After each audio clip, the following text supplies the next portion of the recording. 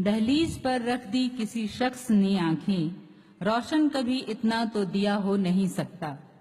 बस तू मेरी आवाज में आवाज मिला दे, फिर देख कि इस शहर में क्या हो नहीं सकता। हम रवीश जी को इस दायरे में बांधना नहीं चाहते, क्योंकि जितनी समझ उनकी मीडिया को लेकर है, उतनी गहरी पैठ सामाजिक सरोकार को लेकर भी है। हम उनसे बस ये उम्मीद करते हैं कि वो नेशनल दस्तक टीम को एक ऐसी राह दिखाएं जो हमारे लिए अनुकरणीय हो। रवीश कुमार साहब।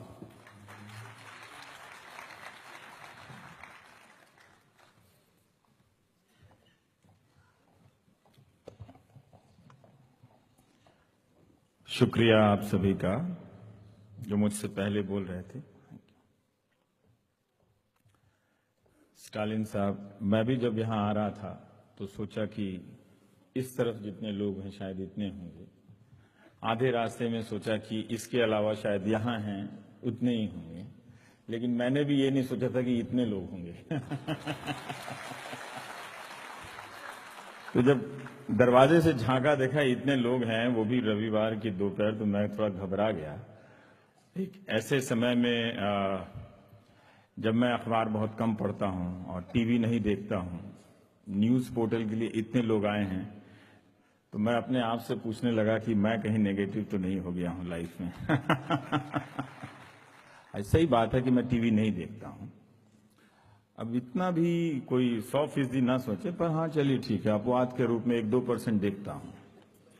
लेकिन आम प्राय अगर लगा दी जाए, प्राय से अगर कोई असुविधा ना हो, तो प्राय मैं टीवी अब नहीं देखता।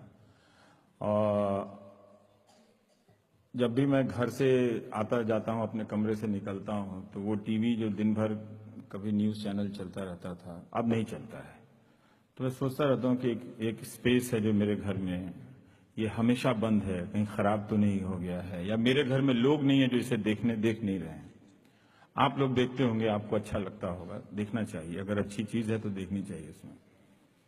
हम एक ऐसे समय से गुजर रहे हैं, और ये पहले बता दूं कि पत्रकारिता का कभी कोई स्वर्ण काल था नहीं, और वो हमेशा किसी सोने की तलाश में, जो भी उसके पास काल है वो खा गए सब, कि हम सोना हासिल करेंगे लिख लिख के, वो तो हुआ नहीं।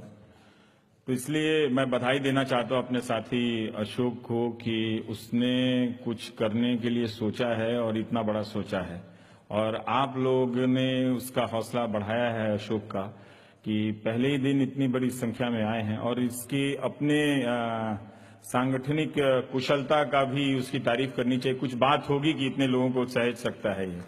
मैं तो आज तक घर में एक छोटी पार्टी नहीं दे सका, सोचा मैं किसको बुलाऊंगा और कौन आएगा इस शहर में।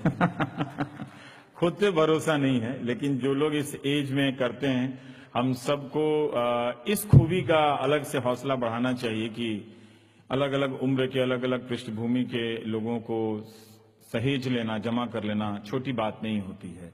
जरूर इसमें अशोक और उनकी टीम के जो लोगों ने काफी महीने लगाए होंगे, बहुत शौक से लगाए होंगे, तो उसका आदर करना चाहिए। मैंने इसलिए कहा कि मैं टीवी नहीं देखता, पर मैं टीवी बहुत देखता था, बीमार की तरह। और एक दौर आया, जो नहीं देखने के कारण हैं वो ईमानदारी से मैं स्वीकार करता हूं कि मैं भी वही करता हूं।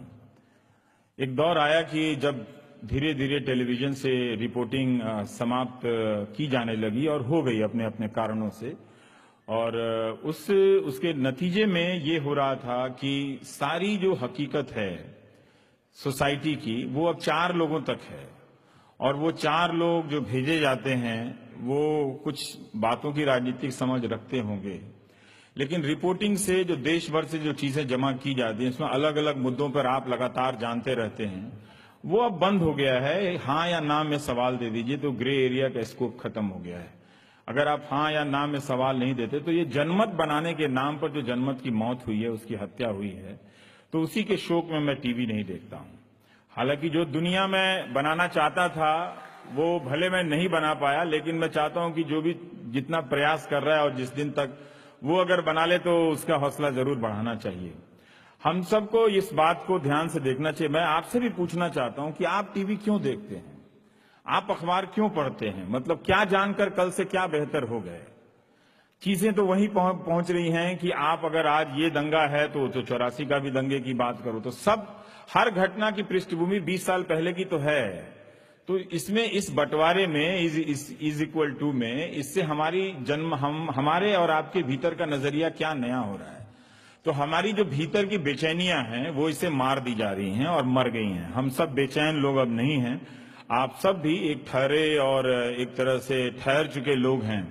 लेकिन उन बेचैनियों को कुरेदने की जो लिखने की बात है, जो बोलने की बात है, वो अब लगभग समाप्त हो गई है। और वो इसलिए भी कि आप कोई भी टेलीविजन खोलिए वही आदमी है। मैं समझता मैं हैरान हूं उस एंकर की क्षमता पे भी और उन 4 प्रवक्ताओं के भी कि इतने जल्दी से ये भारत के सभी विषयों पर कैसे बोल लेते हैं और कैसे अंतिम सवाल पूछ लेते हैं।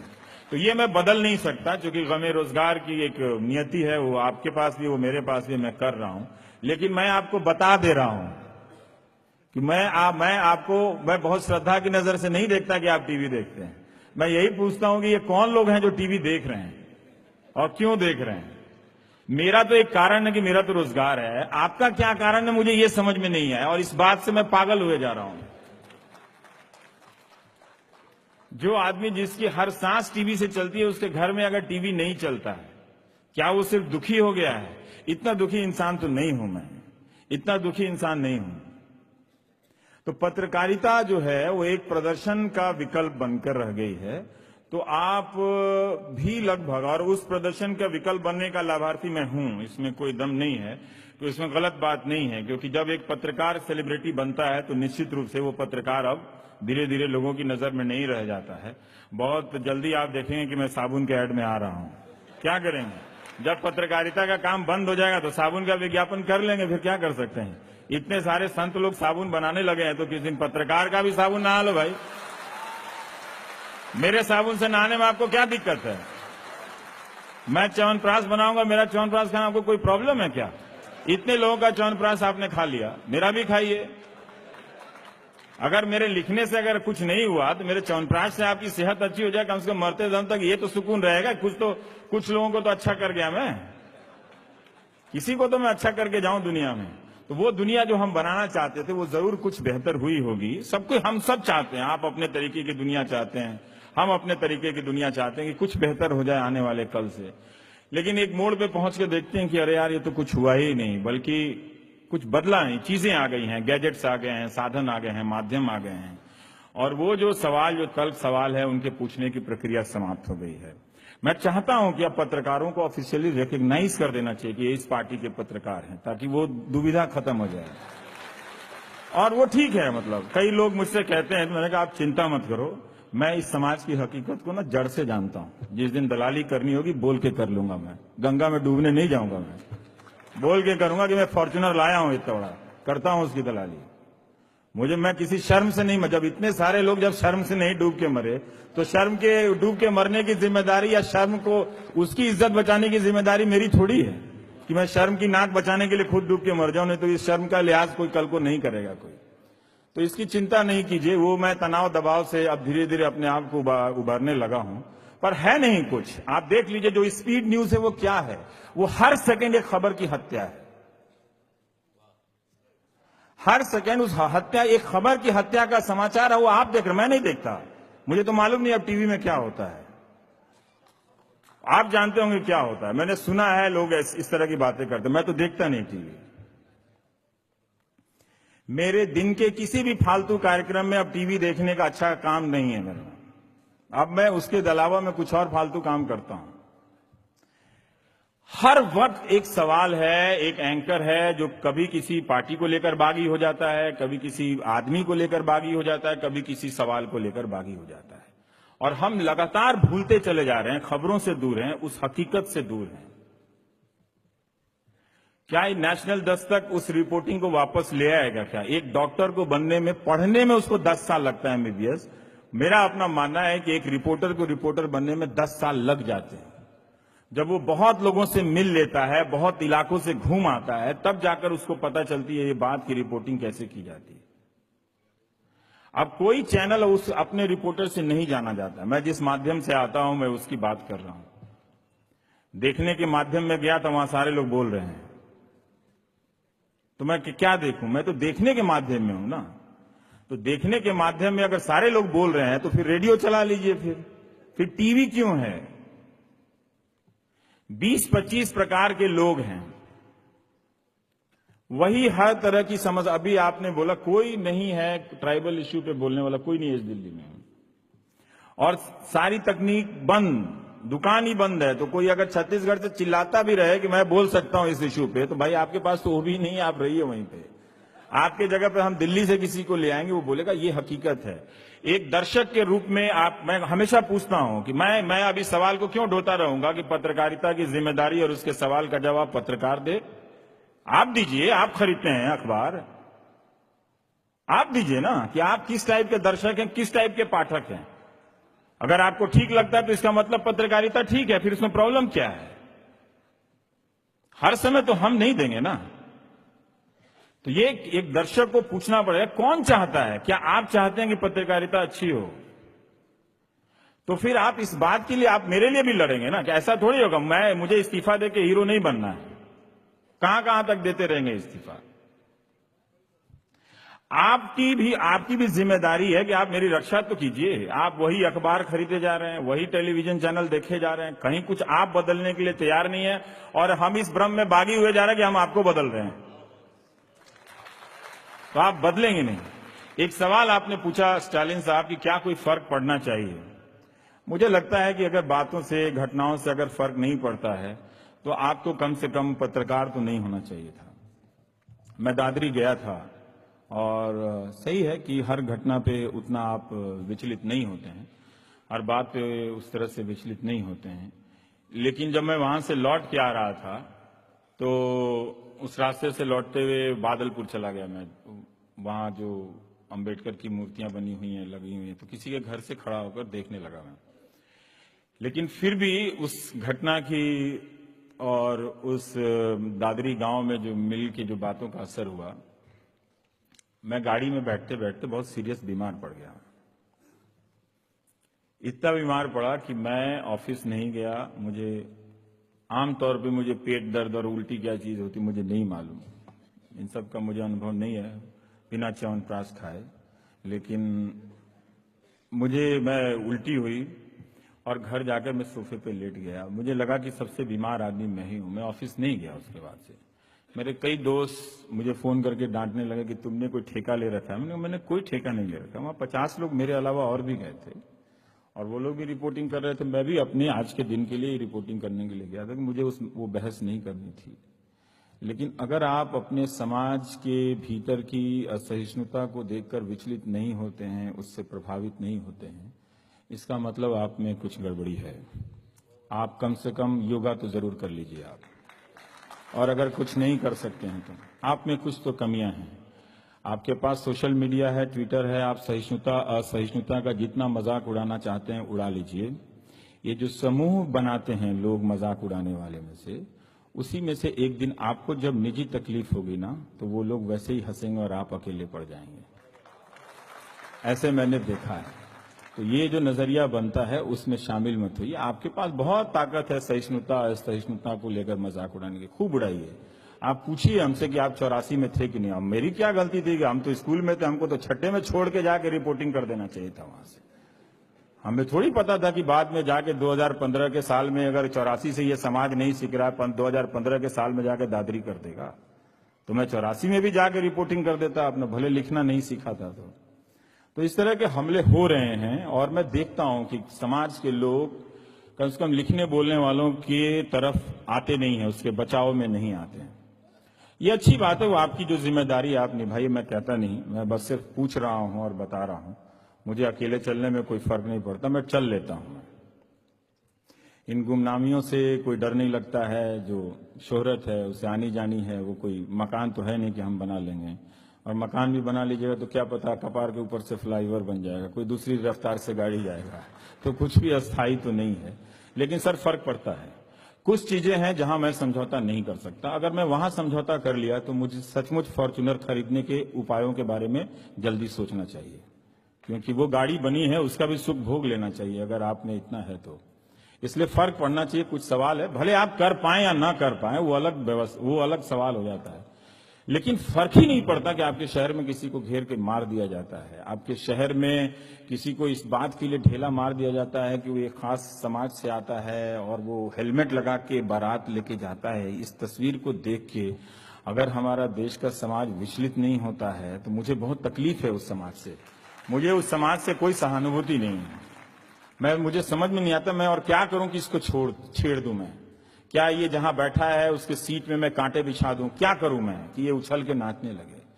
किसी को ये बात क्यों सामान्य लगती है कि अचानक ऐसी खबरें आती हैं और वो गायब हो जाती हैं? तो ये कुछ ऐसे पहलू हैं जहां ये ऑब्जेक्टिविटी का ढिंढोरा या ढोंग करने की कोई जरूरत नहीं है। ऑब्जेक्टिविटी एक बेहतर समाज के बनाने के लिए ही होती है और इस तरह की नाइंसाफियों को देखकर आप अगर छोड़ दें इस ऑब्जेक्टिविटी जो आजकल सोशल मीडिया बना रहा है कि उससे पहले की किसी घटना में आपने नहीं कहा था, नहीं लिखा था, इसलिए इसका सवाल नहीं उठा सकते हैं, ये बात बहुत बेतुकी है और ये धमकाने वाली बात है कि आज ये जो सवाल उठा रहे हो मत उठाओ। तो बहुत सारे लोगों को धमकाया जा रहा है, बहुत सारे लोगों को तरह तरीके से धमकाया जा रहा है। आप अपनी अपनी राजनीतिक निष्ठाओं का सेवन करते रहिए, उस संडे से जो मुर्गी निकलेगी उससे अपना व्यापार बढ़ा लीजिएगा, लेकिन ये जो आप नुकसान कर रहे हैं दरअसल अपना बचाव नहीं कर रहे हैं। मौत एक दिन किसी आदमी की होगी। तो ये सहिष्णुता, असहिष्णुता, ये सब जो घेरा घेरी हो रही है ये इसलिए हो रही है कि हमने एक जनमत का ऐसा प्लेटफॉर्म बनाया है कि जहां सिर्फ शोरगुल है, मारो मारो की आवाज आती है। आप किसी भी टेलीविजन कोई कलाकार होता तो वो इंस्टॉलेशन आर्टिस्ट होता तो ऐसा ही बनाता। वो हर डिबेट शो से वो मारो मारो की आवाज आती है, तुम चोरो तुम चोरो तुम चोरो। तार्किकता, बौद्धिकता, ये सब चीजें कहां चली गई? ये तो उसका काम था वो करने के लिए। हर जटिल घटना को एक सिंपल सवालों में बदल के आप वो 5 लोग आ जाते हैं, उसी में फैटाफैटी कर लेते हैं, बातें खत्म हो जाती हैं। तो वो रिपोर्टिंग का एक जो विकल्प है वो पत्रकारिता का तो विकल्प नहीं है, आपकी शाम को मनोरंजक बनाने के लिए है। अभी मैं कहीं था तो एक महिला ने कहा कि नाइट टाइम टेलीविजन में अगर फाइट नहीं होता है तो otherwise I would be feeding my kids. तो ये एक तबका है जो ऐसा सोचता है। मुझे मालूम नहीं कि आप ऐसा सोचते हैं कि नहीं सोचते हैं कि नाइट टाइम में कुछ फाइट हुआ कि नहीं हुआ, मजा आया कि नहीं आया। तो मजा ले लीजिए, वो मौत का कुआं में आप देख लीजिएगा फिर, लेकिन गिरेंगे जब ऊपर से आप तो फिर आपके ऊपर भी वो गाड़ी वैसे ही चल जाएगी, जो मौत का कुआं वाला जो चला रहा होता है। तो एक दर्शक के नाते और एक पाठक के नाते अपनी जवाबदेही को समझिए। हम तो नहीं समझ रहे हैं और हमारा जो पेशा उसका कुछ होना जाना है नहीं, वो वैसे ही चलेगा। उसमें कुछ कुछ विकल्प बनते रहेंगे, नदियां, झील और तालाब, इस तरह का निर्माण होता रहेगा और लोग आएंगे, पत्रकारिता करेंगे जरूर, लेकिन जो बड़े प्लेटफॉर्म है वो वैसे ही चलेंगे। बीच में कभी कभी वो इंसाफ की लड़ाई लड़ लेंगे और इससे उनकी विश्वसनीयता बहाल हो जाएगी और फिर वैसे चलेगा। आज न्यूज रूम में पार्टियों को लेकर रिपोर्टरों में झगड़ा होने लगा है। बाहर जाइए तो रिपोर्टर एक दूसरे से बात नहीं करता है, वो कहता है वो उसका सपोर्टर है, वो उसका सपोर्टर है, उससे बात मत करो। ये बहुत ही दुखद स्थिति है। इससे ना काम करने वाली ये जो पार्टियां हैं या तो एक ऐसा स्वर्ग रचकर हमें दे देती कि हमें पत्रकारिता की जरूरत ही नहीं पड़ती फिर। तो ये चीजें हो रही हैं, इस चीज को कोई दूर कर सकता है? मुझे नहीं लगता है कि अब ये दूर होने वाला है, क्योंकि ये बहुत बातें गहरी बैठ गई हैं। तो दुखद है, क्या किया जा सकता है? पर ये है, ये आपको पता होना चाहिए कि किसी को जलाने और किसी को दुखाने के लिए खबर लिखी जा रही है, उस खबर की खोज नहीं हो रही है कि क्या करना है। और ये चाहे इसके जो भी कारण हो, मैं कारण से नहीं जानता, नियत नहीं है उसका क्या कहे, मुझे इसका ज्यादा दुख है। नियत नहीं है, किसी को अफसोस नहीं है, किसी रिपोर्टर को इस बात का दुख नहीं है कि वो दिन भर ऑफिस में बैठा हुआ है और वो कहीं जा नहीं रहा है, वो कहीं बेहतर रिपोर्टर नहीं बन रहा। किसी को किसी बात का दुख नहीं है, ये बात आप जान जाइएगा। कि अगर आप सोच रहे हो कि बहुत जवाबदेही से मीडिया चल रहा है तो आप देखते रहिएगा। मैं तो देखता नहीं तो मुझे मालूम नहीं, लेकिन मैं उम्मीद जरूर करूंगा कि नेशनल दस्तक नए लोगों की टीम है, वो थोड़ा इन सब चीजों को ना देखे, वो समाज को देखे, अपनी गलियों में जाए, लोगों से मिले, उन अधिकारियों से मिले जो जवाबदेह हैं, उनसे बात करे और उन खबरों को लिखे। वरना ये गूगल से निकाल के उसी दही का सब मट्ठा और एक मट्ठे का एक ही तरह से पचरंगा अचार की तरह बिक रहा है। आप चले जाइए जहां पचरंगा अचार बिकता है, वो सबका एक ही ब्रांड है। वैसे ही न्यूज चैनल हो गए हैं 2500, लेकिन काम सब एक ही कर रहे हैं। तो वो इस तरह से, इसका मतलब है कि वो अपनी इसकी उपयोगिता समाप्त हो चुकी है टेलीविजन की। अब कभी उसका पुनर्जीवन होगा तो जरूर वो देखने लायक होगा, पर मेरे हिसाब से तो नहीं देखने लायक है। तो बेहतर है कि अशोक इस रिपोर्टिंग को थोड़ा सा वापस लाने की कोशिश करें। पर उन्हें देखना पड़ेगा कि ये जो पाठक समाज है कि वो उसमें दिलचस्पी ले रहा है कि नहीं ले रहा है। नहीं तो ये एल्गोरिथम के जरिए जो ऐसी खबरें जो ऊपर टॉप पे आती हैं और उनको वायरल बनाया जाता है या वायरल बनने के लायक होती हैं, वो भी वही ट्रेंड है जो टेलीविजन में ये ओपिनियन शो का ट्रेंड है। बहुत कम टेलीविजन में मुझे लगता है कि रिपोर्टिंग के कार्यक्रम रह गए, बहुत कम, और वो भी सारा स्क्रिप्ट का कमाल है, शब्दों का कमाल है, जो लोग साहित्यकार नहीं बन पाए उनकी अच्छी भाषा का कमाल है। तो वो संवेदनशीलता पैदा नहीं हो पा रही है, तो इसलिए हम इतने हिंसक समाज में बदलते जा रहे हैं, और ये हम बना रहे हैं और आप भी शौक से बन रहे हैं। तो ये एक संकट की स्थिति नहीं है, ये मैं कोई संकट बयान नहीं कर रहा हूं, मैं ये बता रहा हूं कि इसमें सब कोई खुश है, सब कोई गदगद है, इसमें किसी को किसी से ऐतराज नहीं है, सब प्रसन्न है कि ऐसा है और ये बढ़िया है, ये अच्छा चल रहा है। कभी लाल हो जाता है रंग बदल के, कभी पीला हो जाता है, सब खुश हैं इसमें, तो खुश रहिए, उसमें कोई इसकी कोई बात नहीं, हम भी खुश हैं। मतलब मैं तो सिर्फ बता रहा हूं जो मेरे बताने का काम है। तो वो रिपोर्टिंग नहीं हो रही है, रोज ऐसे फोन आते हैं जिसमें लोग सताए जा रहे हैं तरह तरह से व्यवस्था के जरिए, और उनकी आवाज कहीं नहीं पहुंच रही है। हम इस समाज को निराशा बेचैनी से भर रहे हैं, जो कहां जाकर किस रूप में फूटेगी हम नहीं जानते हैं। तो हम एक माध्यम के रूप में भी इस समाज को और जिस व्यवस्था को हम जिम्मेदार या चाहते हैं कि वो लोकतांत्रिक तरीके से बेहतर बनी रहे, उसे भी हम असुरक्षित कर रहे हैं, उसे भी हम असुरक्षित किए जा रहे हैं।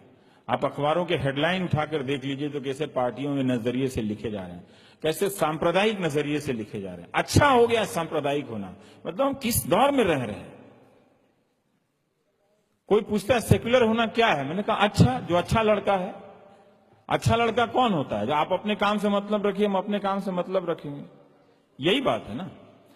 सेक्युलर होना खराब हो जाए, सांप्रदायिक होना अच्छा हो जाए, उस पर पूछ रहे हैं आप। मैंने पढ़ाई लिखाई सब बेच आए हैं क्या? सोचना वोचना सब बंद कर दिए क्या? सांप्रदायिक होना कैसे अच्छा हो सकता है? किसी से आप किसी कारण को लेकर नफरत करते हैं, वो कैसे अच्छा हो सकता है? कोई बात की तुक होनी चाहिए ना, वो कैसे हो सकता है? आप नफरत ही तो कर रहे हैं ना, कोई भी कारण दे रहे हो, कारण जायज हो सकता है क्या? जायज कारणों के आधार पर किसी से आप नफरत कर सकते हैं क्या? फिर तो हम एक हिंसक समाज को मान्यता दे रहे हैं। क्योंकि आपने मेरा पर्स छीना है तो आपको मार दिया जाना चाहिए। क्या हम ऐसे समाज की तरफदारी में बैठना चाहते हैं, उठना चाहते हैं? हर कोई चुप हो गया है। और अभी स्टालिन ने कहा कि वो लोग कहां चले गए जो स्कूलों से निकले इतने सालों तक, जिन्होंने शिक्षा हासिल की। अभी चेन्नई में जब अंबेडकर को लेकर विवाद हुआ, आईआईटी चेन्नई में, तो उन लोगों ने, उनके विवाद पे पूरे देश में चर्चा हुई और उन लोगों ने ट्विटर पे बनाया अपना अकाउंट। और तब मैं देख रहा था कि इस वक्त जब इनके बारे में सबसे ज्यादा चर्चा हो रही है और इनका ट्वीट पढ़ा जा रहा है, तो जरूर लोग फॉलो करना चाहते होंगे, जानना चाहते होंगे कि ये लोग कौन लोग हैं, क्या बात करते हैं इनके बारे में, इनके जरा सा जाना जाए। तब भी देखा कि उनका फॉलोअर बढ़ ही नहीं रहा है। ये रिजेक्शन है कि हम तुम्हारे बारे में जानना ही नहीं चाहते हैं। ये वो कौन लोग हैं जो उसके बारे में नहीं जानना चाहता है? वो तो बाकी चीजों को बहुत लाइक कर रहा है, बाकी चीजों को बहुत वायरल कर रहा है, रीट्वीट कर रहा है।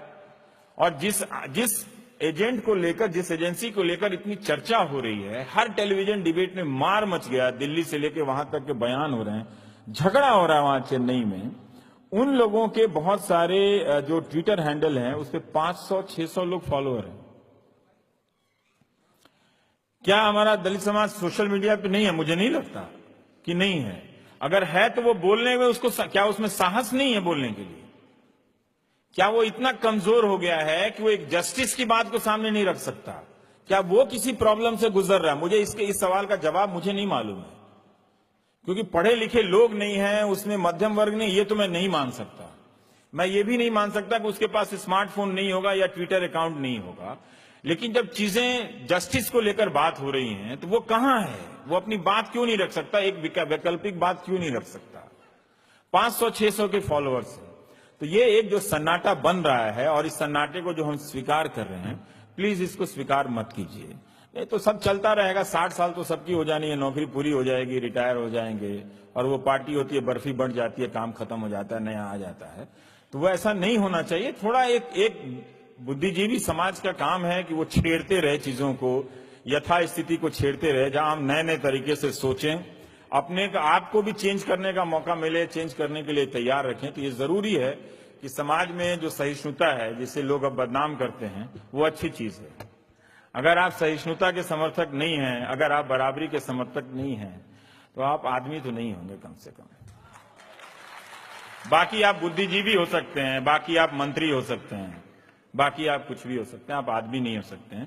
तो बहुत बहुत बधाई अशोक आपको। मैंने सोचा नहीं था कि आप इतना मन से तैयार कर रहे हैं, लेकिन अच्छा बड़ा ख्वाब है। हम चाहेंगे कि ये कभी टूटे नहीं और ये कारवां जो आप शुरू कर रहे हैं ये चल निकले, और किसी तरीके से आप लोग भी चलाने में मदद कीजिए और थोड़ा थोड़ा अपनी जड़ता से आगे निकलिए। मुझे जड़ लोग पसंद नहीं है, इसीलिए कहता हूं जड़ लोग पसंद नहीं है। उस जड़ता से आगे निकलिए और अशोक के लिए एक जोरदार ताली बजा दीजिए जरा सा। Thank you.